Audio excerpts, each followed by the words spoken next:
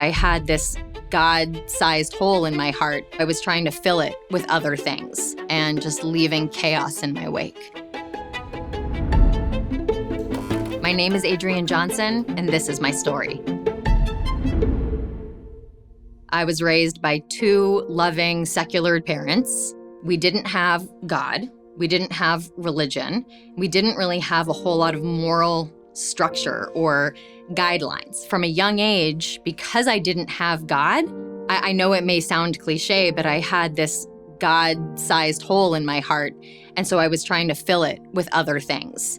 And by the time I became 11, 12 years old, those other things that I was trying to fill that void with were being cool and being popular. And that meant drinking and doing drugs and getting piercings and getting tattoos and starting to be sexual with boys. So my parents, they pretty much let me do whatever I wanted, whenever I wanted. And when I was 14, 15, 16, that seemed pretty great to me. I was having the time of my life.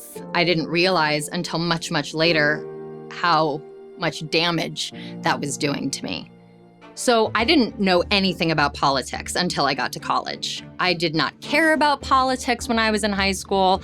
All I cared about in middle school and high school was having fun, being popular, drinking, drugs. When I got to college, I really wanted to have intellectual discussions with my professors and my peers. I decided that I wanted to be a sociology major. I wanted to learn about trends and demographics and how society functioned. I had no idea that sociology is really just the study of three words: racism, sexism, and oppression. If you just repeat those three words over and over again, you'll ace sociology. My professors would say things like, America is founded on racism.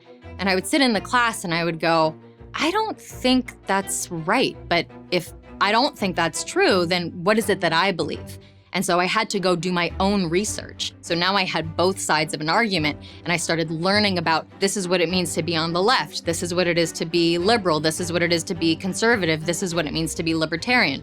Oh, okay, well in that case, I guess I'm a libertarian conservative. So when I was a senior, I got to pick whatever topic I wanted to study for an entire year. So I picked to study the topic, the liberal bias in academia. My professor was not happy about that. I was the only student in my program who was denied funding. All of the other students were given grants from the university and they had very liberal topics. They were very confused by me because when I was a senior at UC Santa Barbara, I had spiked purple hair, I had a tongue ring, I had tattoos, and I would open my mouth and loudly defend capitalism and, be a libertarian and say, I'm a conservative. And they would look at me and they would go, you don't look like a conservative. And I would say, well, what am I supposed to look like? Am I supposed to have a tennis racket and a pair of golf clubs and a polo shirt?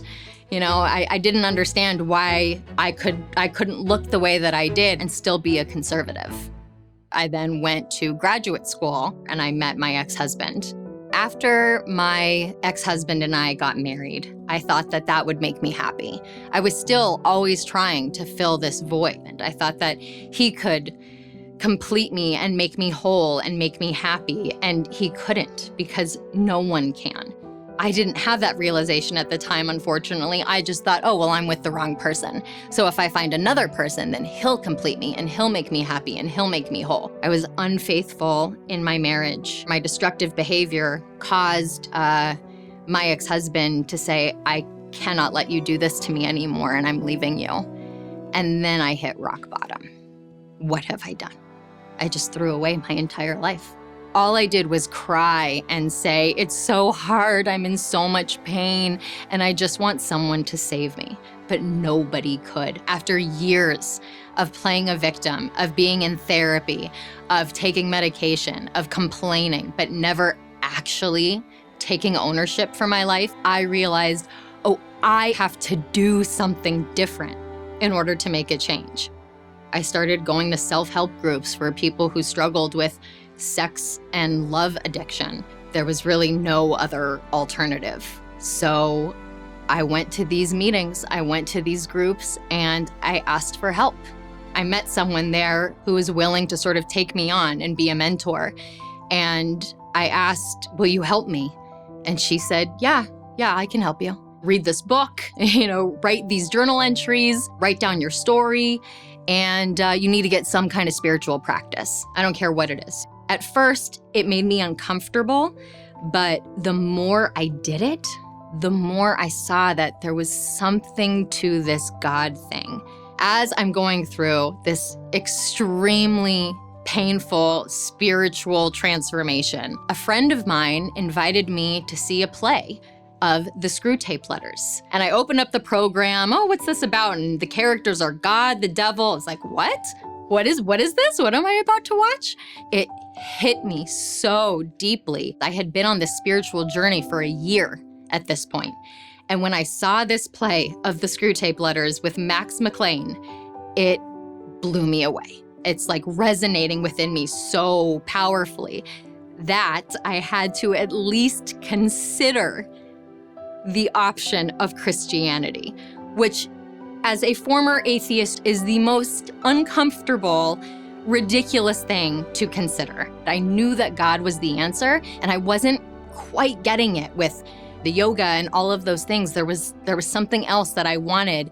I didn't have like a moment where I became a Christian, but I remember one morning getting ready for work. My whole life was so different than it had been just a few years ago. I couldn't believe the person I was becoming. And somehow this thought occurred to me that if someone asked, are you a Christian?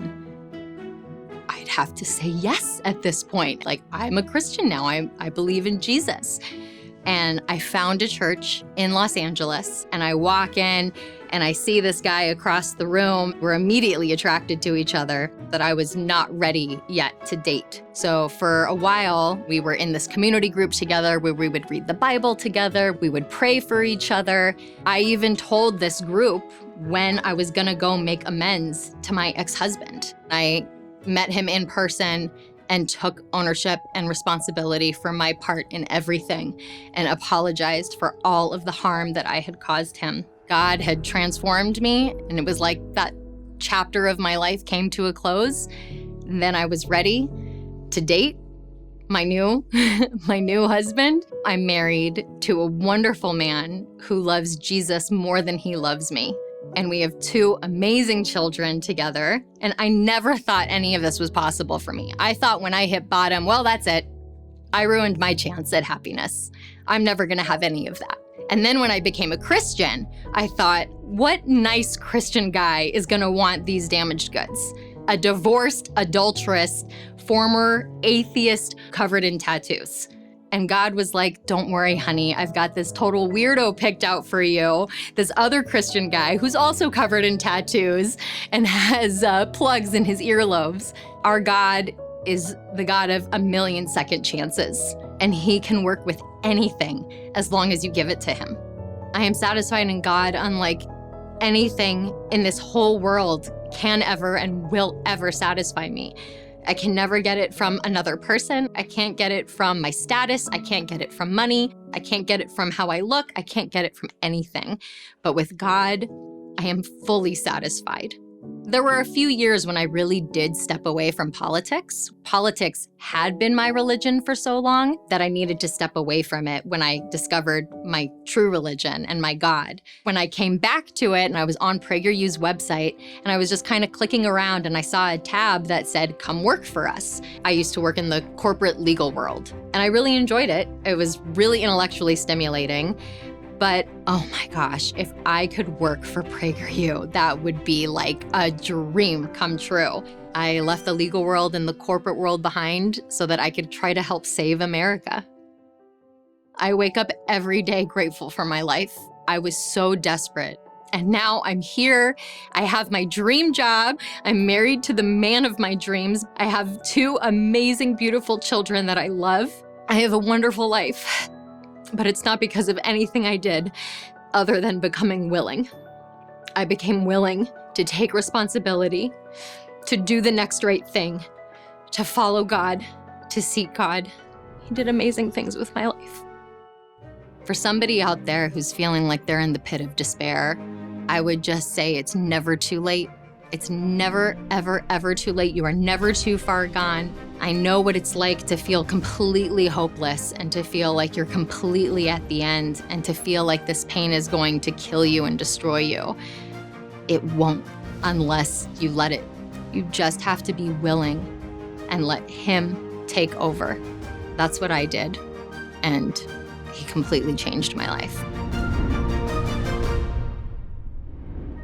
Thank you for watching this video. To keep PragerU videos free, please consider making a tax-deductible donation today.